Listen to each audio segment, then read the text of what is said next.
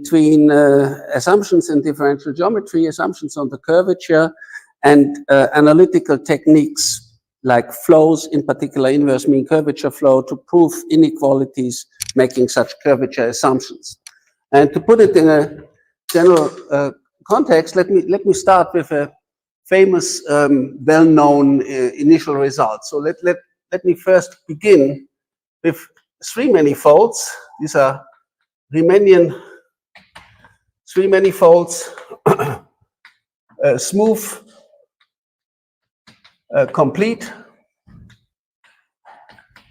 And for the beginning, let us assume the manifold has non-negative Ricci curvature. And then in this class of manifolds, there's a well-known result to Myers, called Myers' theorem,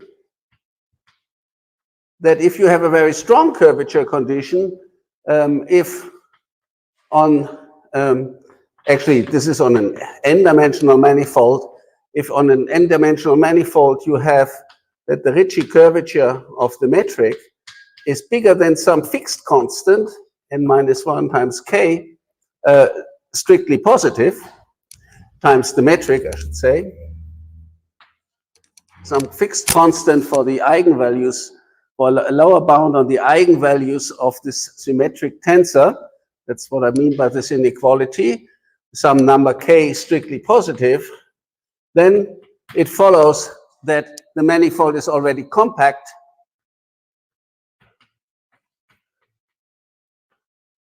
And we have an upper bound on the diameter, which is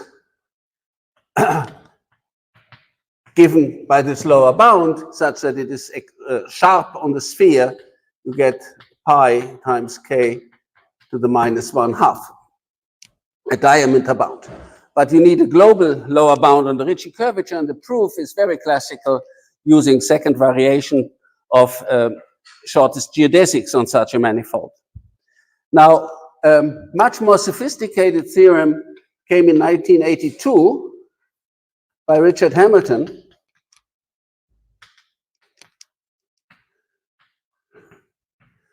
where he showed that if you have a compact manifold, and now I'm back to dimension 3, if the three-manifold is compact, and the Ricci curvature of the metric is strictly positive, then the topology of these manifolds can be completely classified in the sense that then the manifold is diffeomorphic. So this means diffeomorphic to a spherical space form. So you have a S3 divided by some group of isometries. In particular, if the manifold is simply connected, M3 is diffeomorphic to the sphere. And this was using first time PDEs rather than just geodesics. And the proof was done with the famous Ricci flow. So Hamilton said, starting with this metric G that is given to you, solve ddt of the metric is equal to -2 times the Ricci curvature of this metric. And then what happens is, under this flow, is that first of all, Ricci curvature positive is preserved, but also it is preserved in some nice way, in the sense not just this is preserved, because you have compact and you have positivity, then you have some such constant initially. So then the inequality Ricci curvature of G bigger than some epsilon, which you get from this condition initially, times the scalar curvature, which is the trace of the Ricci curvature, times the metric, is preserved with a fixed epsilon for all t of the solution. And using this preservation and a lot of analysis, Hamilton proved that then this flow reduces length to 0 in a uniform way, then lengths tend to 0 uniformly, and a rescaling gives the result. Convergence after rescaling to a space which has constant curvature. So you have this contraction, you rescale, and you get this constant curvature metric. And the constant curvature metrics in the positive case were well known, and this proved this amazing result. In fact, a little later, it was shown that you could also completely classify, in the compact case, the boundary case where the Ricci is just greater or equal to 0. Can also classify Ricci greater or equal to 0 case. And that used already a lot of analysis, in particular the maximum principle for tensors, so on. But what about the more general case? Now, then people, of course, looked at more general Riemannian manifolds, and then, in general, the Ricci flow has singularities. Ricci flow, let's call this here Ricci flow. This equation, in general, Ricci flow has more complicated singularities.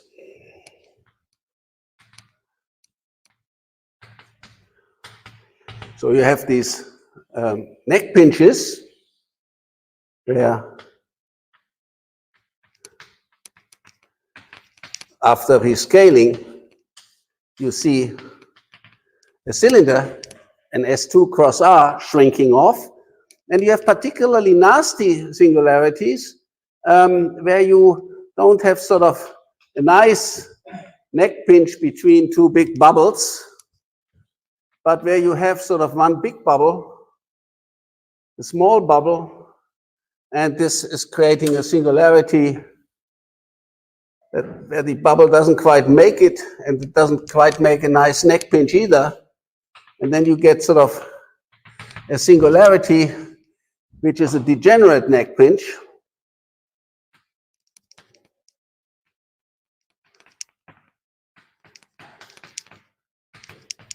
And when you rescale this degenerate neck pinch, look at it under a microscope, what you see is something non-compact. You see sort of a tip like this. And it will have uniformly positive curvature here, but here in this direction, the sectional curvature of G, at least some sectional curvature, tends to 0. There's one flat direction, and it becomes sort of a cylindrical end. And a key point in the proof of the Poincaré conjecture by Perelman was to understand how big this tip is compared to the cylindrical end. How far is the cylindrical end away? So an important, a major step in Perelman's work was that he looked at this region here. Let's say this region goes up to here, and this is the region where the Ricci tensor is bigger than epsilon times the scalar curvature times G. So this is the condition that was crucial in Hamilton's original work. And he showed that the diameter of that region cannot be too big. In other words, after some distance, there must be the Ricci curvature in some direction must be closer to 0 than epsilon times R. So he proved an estimate, this was crucial in the whole work, that the diameter of the region where Ricci is bigger than epsilon times R is less than the constant depending on epsilon times the maximum of the scalar curvature to the -1/2. You see, this is a scaling invariant estimate, and this distance here, and here's the maximum of the scalar curvature attained at this point here. So this distance here was under control, and that gave him the compactness results for the singularities and the classification of the singularities that was crucial in Ricci flow. So again, to understand this region here is important, and there was then a result by Chen and Zhu, inspired by a question of Hamilton, who showed that if you have a complete Riemannian three-manifold where you have this scaling invariant condition, so if on M3G we have that the Ricci curvature is bigger than R times G, and this is not the same as the Myers condition. This is a fixed constant here, a fixed K, and here this just says that the eigenvalues of the Ricci tensor everywhere are comparable to the trace of the Ricci tensor. It's a much more delicate condition. If we have this everywhere, and if the Ricci curvature, if the sectional curvature of M3G is non-negative, so the sectional curvatures are the, for those of you who are not so familiar with differential geometry, if you take a two-dimensional direction at a point and you do the geodesics to form a two-dimensional surface at that point, it's the Gaussian curvature of that surface. That's the sectional curvature of that two-dimensional plane. So if all these sectional curvatures are non-negative, then, and you have this pinching condition on the Ricci curvature. Ricci curvature is the sum of the sectional curvature of all the two planes orthogonal at one given point. So if you have the pinching on the Ricci curvature and the non-negative on the sectional curvature, then the manifold is compact.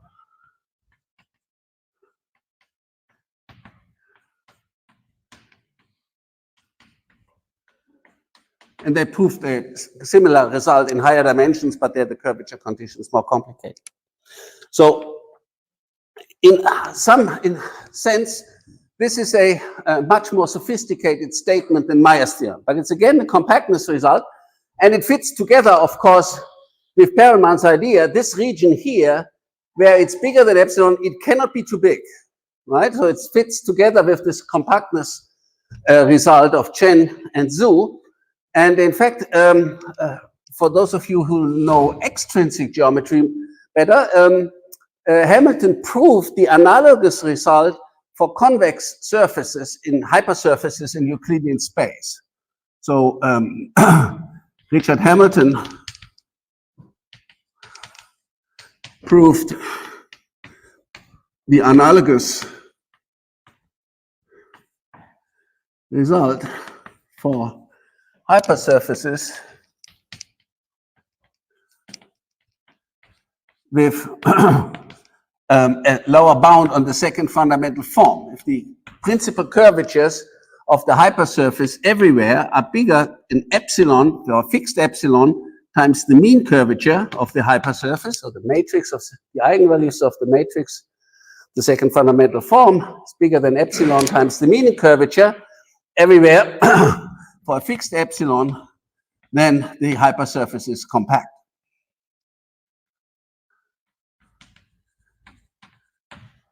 So this would be the corresponding result in the extrinsic case. And the question that remained open is, this became known as Hamilton's conjecture, is suppose you don't have this positive sectional curvature, suppose you just have positive Ricci curvature, and you have the pinching. Is it still true that the three-manifold is compact? So here's the conjecture by Hamilton. And yeah, people attribute it to Hamilton. I believe it was mentioned earlier to me also by Wilmore. Wilmore was one of the teachers of Hamilton, so I wouldn't be surprised. that it originally came from Whitmore, but Hamilton certainly pushed it because he was aware of the role that this pinching condition plays, in particular in Ricci flow. If you have this conjecture here for positive Ricci, in the region of positive Ricci curvature, in fact, I think you can simplify part of the surgery argument and the singularity classification of Perelman and Hamilton. So that was the conjecture, and the answer in the meantime is no, it's yes. So the answer, the conjecture is true. The conjecture is true, and the proof consisted of 3 contributions. So there's 3 contributions.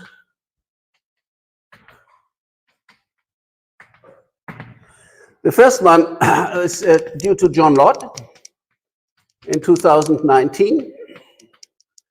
And he was able to prove that if you have a three-manifold of non-negative Ricci curvature, if M3G satisfies our pinching condition, and this is non-negative, and if the volume ratio, if the curvature is bounded,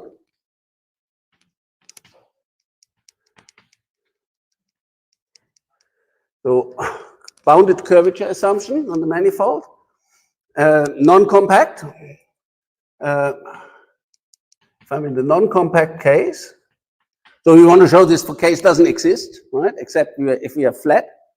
So if we have such a thing, non-compact, with positive asymptotic volume ratio.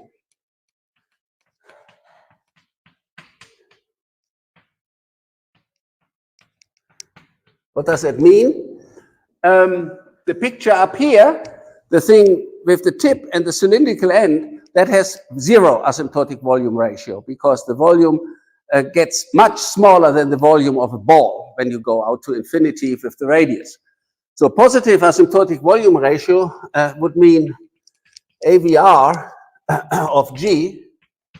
This is the properly normalized, coming from the volume of the sphere, times the limit r tending to infinity of the volume of a ball of radius r around some point, doesn't matter which point, divided by r cubed. This asymptotic volume ratio, if this is positive, then he can solve Ricci flow for all time.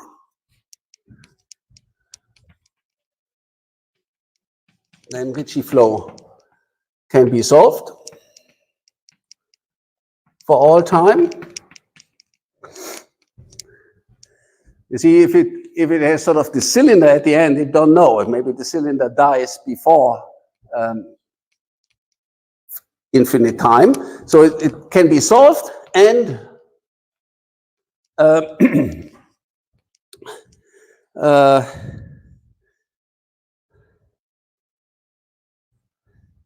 bounded curvature. I said it wrong. It's much stronger. The asymptotic volume end is preserved. So he proved that if it is positive, it is preserved. But he also proved that the flow can be solved for all time only knowing this. So I should put this one here, this bracket in here. So it just have this condition, then you can solve it for all the time, and you have a lower bound on the volume ratio.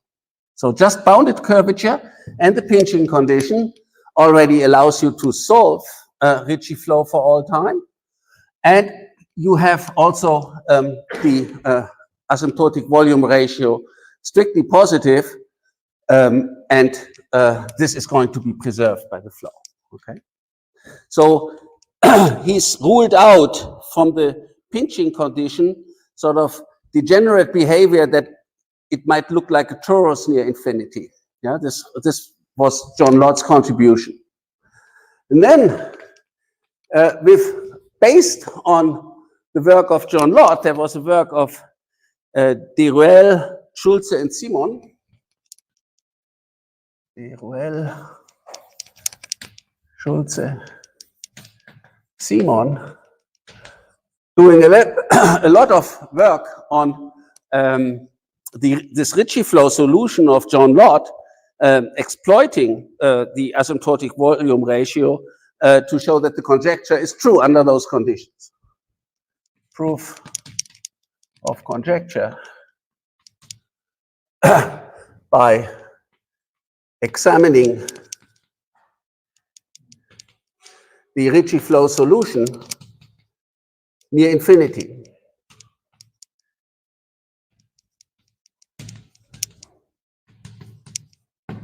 So near infinity, they showed, because it's asymptotic a positive volume ratio, it cannot look like a cylinder, it has to look more like a cone, and they show that it has to be actually pretty close to a cone, and if it's pretty close to a cone, then it cannot, then there must be a flat direction, and it cannot satisfy this pinching condition. We got a contradiction to the pinching condition from the cone-like behavior near infinity. And finally, in a paper by, this was 2022, and then later in 2022 or early 2023, Lee Topping removed the bounded curvature condition.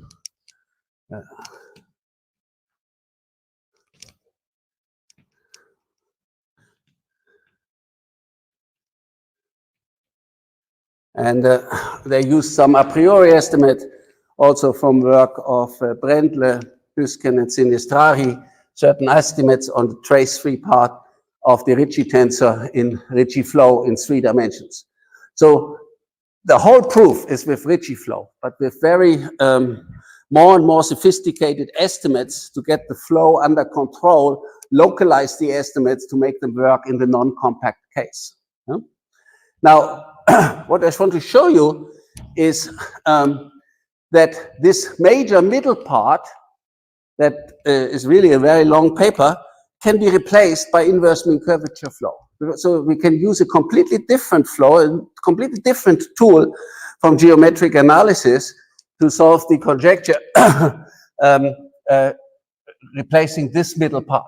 Not the work of John Lott and not the bounded curvature assumption. So this is here, what I say now is a theorem, and this is joined with Thomas Kerber,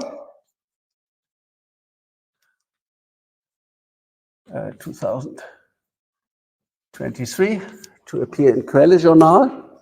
And what we can do is, suppose M3G, a three-manifold, is complete, and connected non-compact, and assume we have our pinching condition, and epsilon times the scalar curvature from below, and if the asymptotic volume ratio of the metric is equal to some delta 0 positive, then M3G is isometric to R3 delta. Okay, so the only possible case is the flat case, the trivial case. And the proof relies heavily on the work of John Lott, and we assume bounded curvature, so this has to be removed here. But I think this is using the inverse mean curvature flow, it's a rather intuitive geometric idea then what is happening. So let me explain the tool. The tool is inverse mean curvature flow. And this was announced in the title, the connection between these curvature conditions and inverse mean curvature flow.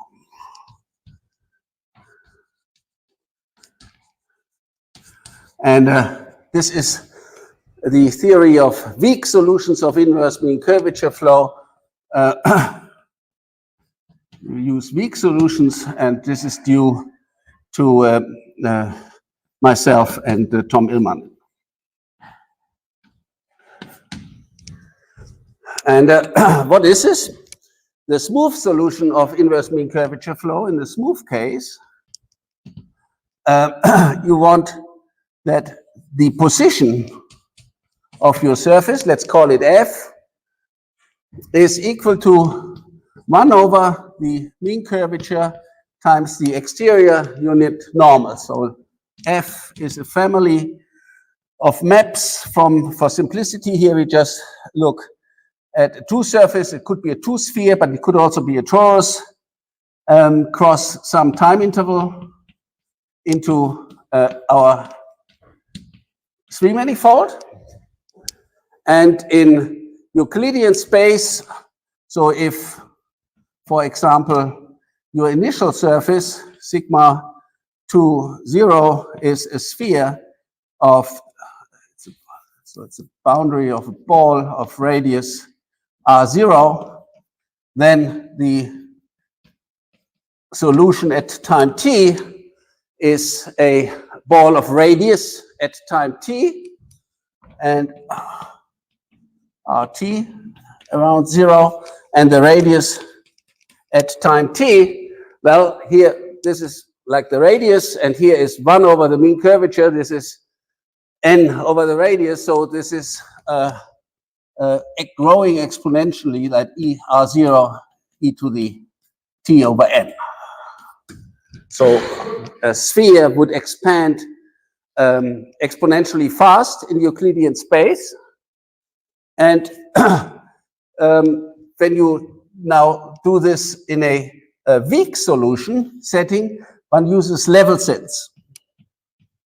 So the level set ansatz for weak solutions would be to say the surface at time t is the boundary of a set where some function u of x is less than t. So u is the time of arrival function when the surface passes through the point x.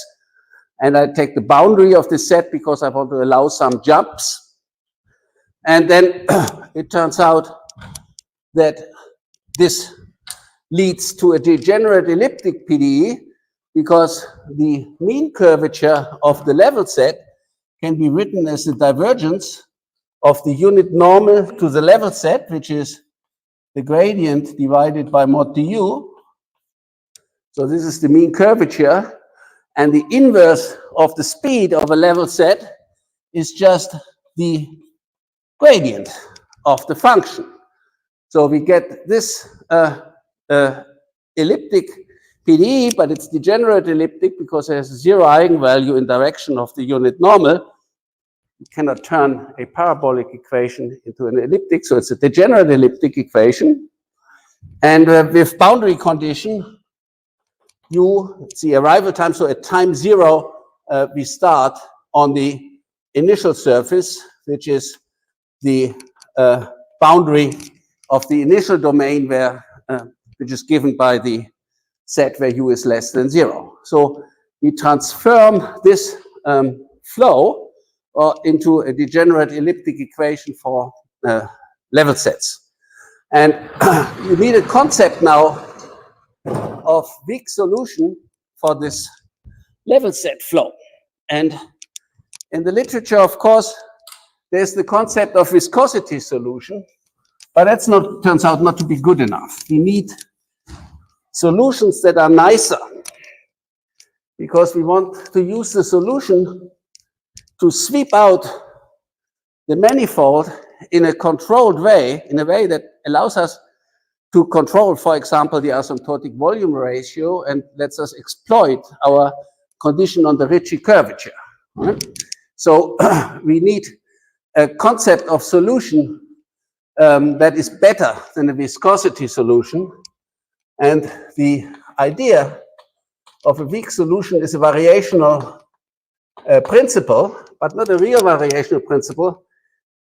We want to require that the functional j, and it's going to depend on our solution, u, of u is less than ju of v, and our functional here is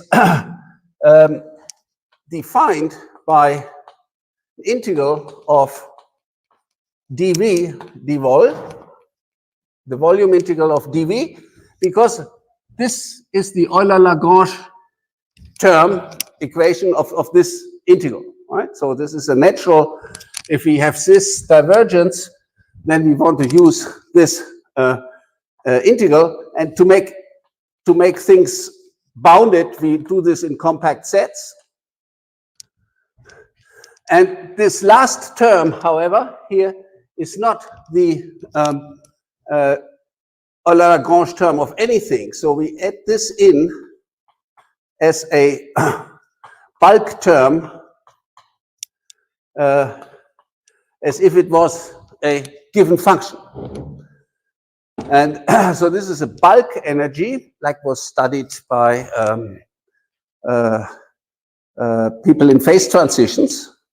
And we ask that this inequality here holds for all v in C01 of M3G, where the support of v minus u, and u is also in the same space, is contained in K, this compact set K. So we want this variational inequality hold.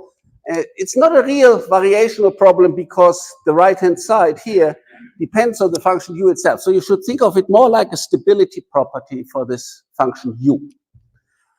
And however, this is the right thing, and the theorem says you get a solution. So theorem, this can be solved rather generally. So given our non-compact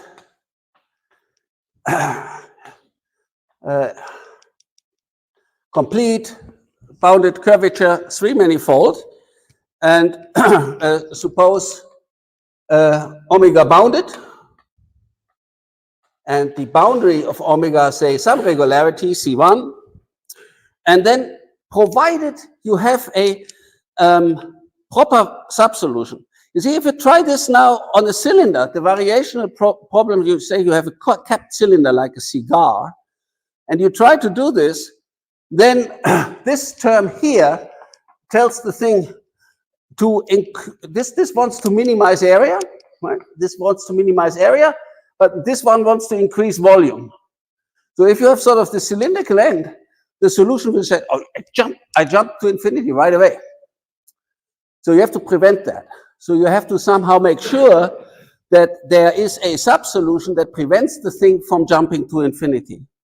So suppose you have this, and provided there exists a proper, meaning sub-level sets are pre-compact, weak sub-solution,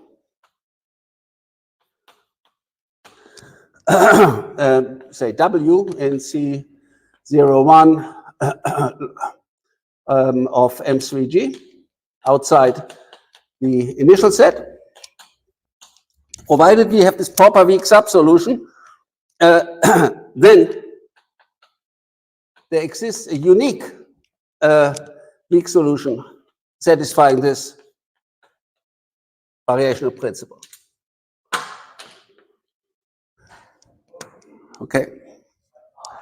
And to find this proper weak subsolution is simple in Euclidean space. In Euclidean space, you just take this log, you know, here you solve this for t, and then the u of x is just n times the logarithm of mod x divided by r0, solving for the arrival time. And it turns out that these log functions are a lower barrier always. So in Euclidean space, you're fine. Also, if your manifold grows to infinity like a cone, you're fine. But if it grows to infinity like a parabola, you're not fine, because then you have the cylindrical end. So there's a issue here, whether you can solve inverse mean curvature flow, and I'll come back to that in a second. If you can solve it, then you get a nice solution that has a monotonicity property. So if you have this solution and you have monotonicity. Monotonicity for the integral of the mean curvature of these level sets. And now I write it down as if it were classical, but I'm telling you, for this solution, it's so regular that I can make sense of this formula for the weak solution, okay? So the integral of the mean curvature squared on these level sets of these two-dimensional surfaces solving inverse mean curvature flow, turns out this is negative, actually, because I talk about the weak solution. Let me write less or equal, and there's one term which is the gradient of the log of the mean curvature, and then there's minus 2 times the trace-free part of the second fundamental form squared. So think of this as being lambda 1 minus lambda 2 squared, where lambda 1 and lambda 2 are the two principal curvatures of this 2 surface. So it's another negative term. And then here is the Ricci curvature in normal direction to the hypersurface, which we assume to be non-negative. So all these terms are non-negative, are non-positive. They all have a minus sign. So the integral of the mean curvature squared along our solution is decreasing. That's going to be the key feature that we're going to need. But we first have to ensure that we have a solution. So to find a proper subsolution, there's again interesting analysis going into that. To find a proper subsolution. And for a long time, I knew how the proof roughly went, but I didn't find the subsolution. I tried the Green's function of the Laplacian, because Kolding, Minikossi had some nice results on the Green's function of the Laplacian when you have non-negative Ricci curvature. It's just not good enough. You don't get the eigenvalues. You don't get, this is not good and not close enough to the Laplacian to make use of that, of the work of Kolding, Minikossi. So the Green's function of the Laplacian is not good enough to give you a lower barrier. But there is work by Coulomb, Saloff, Coste, who proved an isoperimetric inequality in our situation. You can also throw in the Bishop-Gromov monotonicity for non-negative Ricci curvature, and you get an isoperimetric inequality. For some constant, you can estimate the boundary of a domain from below by some gamma times the volume of the domain to the 2/3. That's a crucial estimate. By the way, such an isoperimetric inequality was just 2 years ago also proved by Brendle, completely different method, when he gave a new proof of Armgrave's isoperimetric inequality with the ABP maximum principle. This is for the experts. Also giving you this kind of isoperimetric inequality. And then there is work of Kai Xu, who proved that if you have such an isoperimetric inequality, then you can construct a weak proper solution.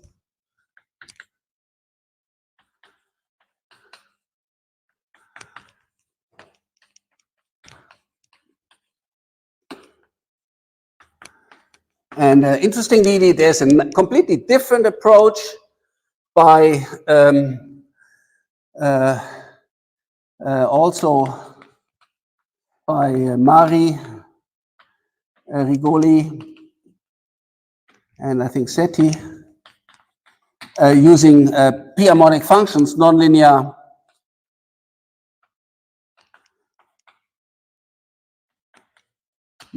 potential theory, trying to approximate this one harmonic operator by p-harmonic functions for p tending to 1.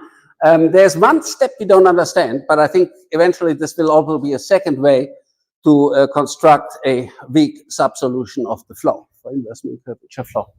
So we have several analysis tools now to understand this degenerate elliptic equation and ensure us the solution which now has these monotonicity properties. Now, here comes the punchline. Why does that? And yeah, right. So we have to do all this analysis, all this machinery at some level. But once the machinery is in place, it becomes rather clear. The whole thing is now a contradiction argument.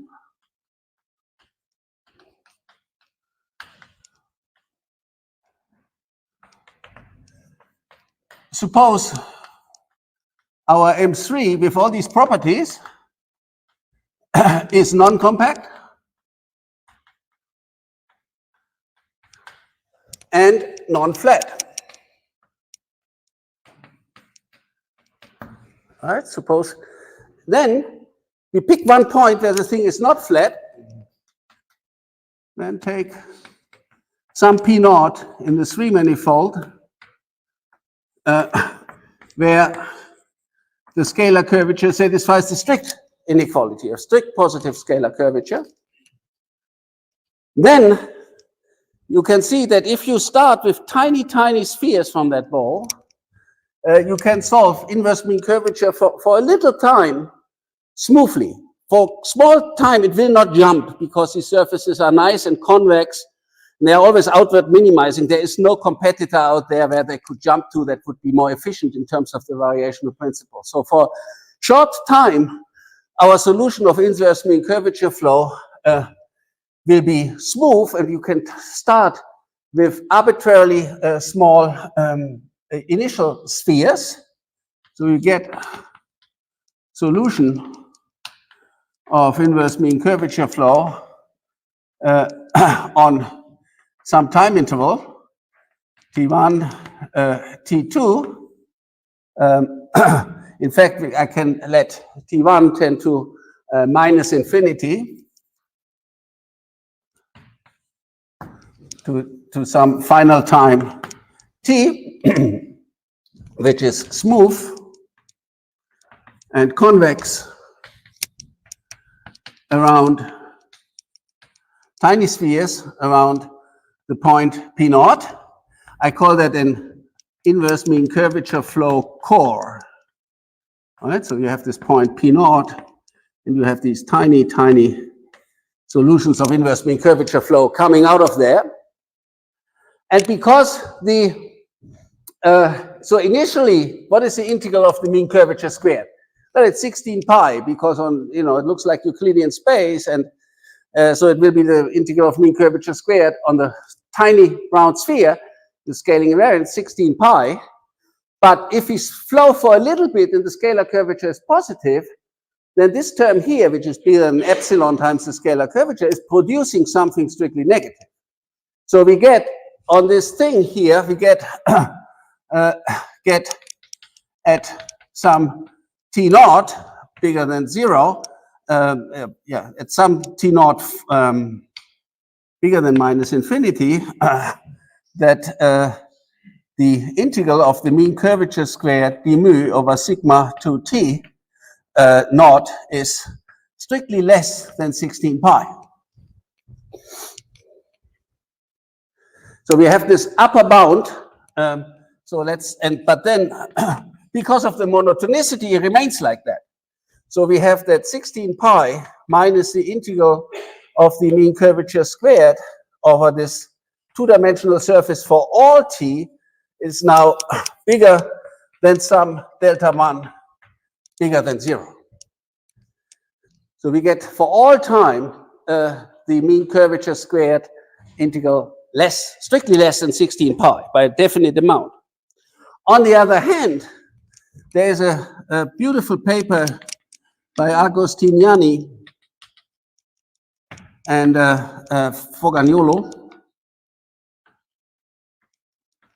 and Mazzieri, where they prove that if you have positive asymptotic volume ratio, if this is positive, if you're in this situation, that then the integral of the mean curvature squared has to be bounded from below. You know, positive asymptotic volume ratio if it's a cylinder, the integral of the mean curvature squared can be as small as you want. But if it looks like more like a cone, then you have a lower bound. And and they proved this. So they proved that then you get that integral of h squared d mu over any such sigma 2 has to be bigger than some constant, which I don't write down, times the asymptotic volume ratio. And this constant is, let's call this delta 0, bigger than 0. So h squared. This can also be proved by inverse mean curvature flow. They proved it with p-harmonic approximations, with nonlinear potential theory. So again, you use analysis to get the geometric inequality. And now we have the integral of the mean curvature squeezed in. We have it between 16 pi minus delta 1, and we have it bigger than delta 0, bigger than 0. Okay? And now we use the monotonicity again, and I'm running out of time, so I don't do the calculation for you. I just write down the identity that allows you to do the calculation yourself. Namely, you need the Gauss equation. The Gauss equation says that the Ricci curvature in normal direction is 1/2 the scalar curvature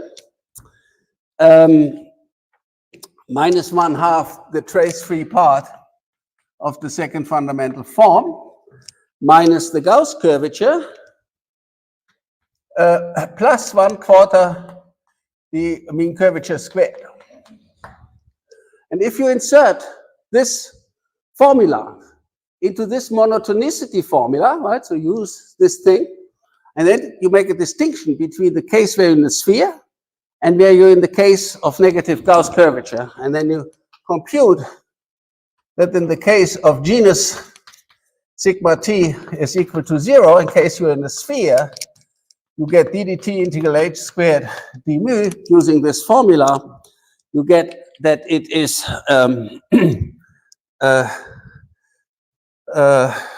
less than minus 8 pi minus integral h squared times 1/2. Just inserting this formula in there, and this is less than minus epsilon, here's the pinching condition comes in, times delta 1, which is strictly less than 0. And if the genus of sigma t is bigger than 0, so in this formula I didn't even use Gauss-Bonnet, right? I just, I did use Gauss-Bonnet. I used the Gauss-Bonnet formula using that the integral of g is equal to 4 pi. In this formula, you don't, you compute even more directly, and then you get the term involving the Gauss curvature with a minus sign, and you throw it away because in this case, the integral of the Gauss curvature will always be negative. You exploit that fact, and you get that this is less than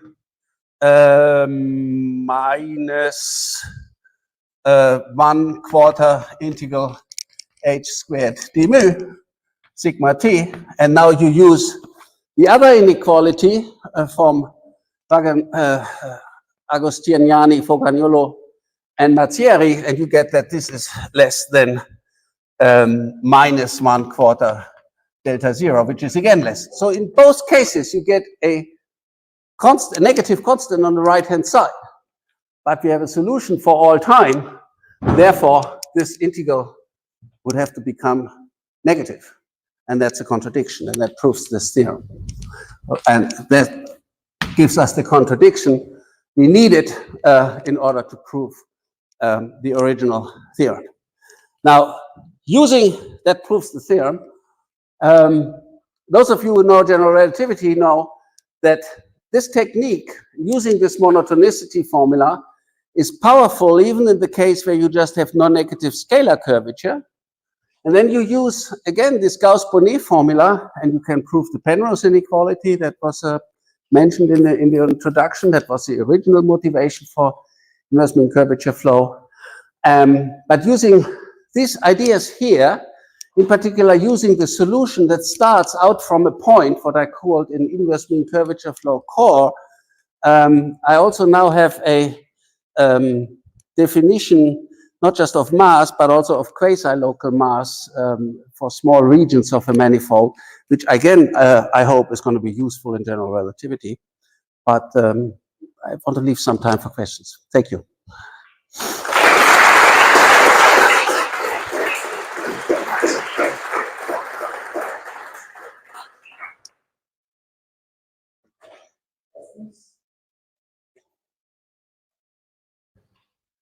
In which steps again are you using the positivity of Ricci? Sorry? In which steps are you using the positivity of Ricci? So first of all, here in the monotonicity, the integral of the mean curvature squared is needs to be monotone. So here I find one initial surface where it's strictly less than 16 pi. And the monotonicity tells me, because Ricci is non-negative, that it will always be less than 16 pi. And then I need that again in the genus 0 computation, I need to estimate the Ricci curvature from below. I need this little extra, right? This, you know, I estimate this from below by epsilon, so this gives me an extra epsilon times r with a minus sign on the right-hand side, and I can transform this little extra epsilon times r into something non-negative, another thing that is non-negative, and then here this gives me the integral gives me 4 pi minus 1/4 h squared, and that is exactly where I use this inequality, and that gives me the delta 1. So I use both this inequality and the epsilon pinching coming from here in that calculation. So the quality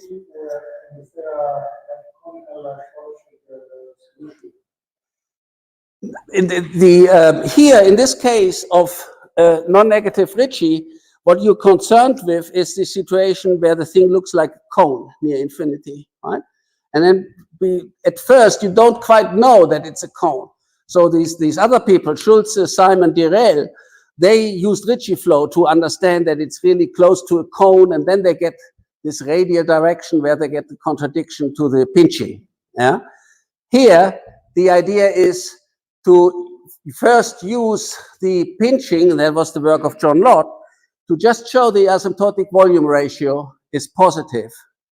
And this is a very weak way of saying it looks like a cone. It's, you know, it's just saying something about the volume ratio. But this knowledge about the volume ratio is good enough to give you this isoperimetric inequality and gives you this subsolution of inverse mean curvature flow. And now the idea is just, I mean, at first I just looked at the genus 0 case, right? I start with a sphere, I hope it remains a sphere. And then the idea is the mean curvature, the extra epsilon is pushing the sphere over the equator, right? Making it compact, making it positive mean curvature to the other side. That's what this computation is about. There's a famous, this goes a long way back, when people were still working on the sphere theorem, where they had the quarter pinching theorem, right? There's this idea of Gromov how to prove quarter pinching theorem. He said, okay, start from a point, take distant spheres from a point, and use the quarter pinching of the sectional curvature to show that your distant spheres eventually become convex in the other direction. And therefore it has to be, and then it can be closed and it must be a sphere. That's the Gromov's proof of the quarter pinching theorem. Here the idea is, if I have this pinching of the Ricci curvature and I use inverse mean curvature flow to go further and further out, eventually I push the mean curvature to the other side and make the thing compact that way. Yeah. Yeah. You start with the small sphere central point, the full scheme still there, but you have singularity. Not for a short time. Much later, it can do anything and become have jumps, all right? And then, but for a small time, I have a smooth solution, and then along the smooth solution, I can use this formula in the classical way, and this works even if it's non-flat. So even if I just know Ricci is non-zero, but then I have to use this term also. Here, Ricci. Here I have even positive scalar curvature, so it's clear that this term picks up something, and it gives me the delta 1. So I start with 16 pi because it's a smooth manifold. I start with something which is as close as you want to a round sphere, so the integral of mean curvature squared starts with 16 pi, and then if I have just a short time where I have a smooth solution and the scalar curvature is positive, integral h squared must drop. That's where I use that I'm not flat. This is the step that doesn't work if I'm already in the flat case, right? In R3, if I do this, in R3, it just remains a round sphere and goes out to infinity and remains a beautiful round sphere, and I don't get a contradiction. Yeah. Maybe another question. So, for this theorem, high dimension. High dimension, no chance, because I don't have Gauss-Bonnet. Yeah, there's in this step here and this step in this computation, I use Gauss-Bonnet.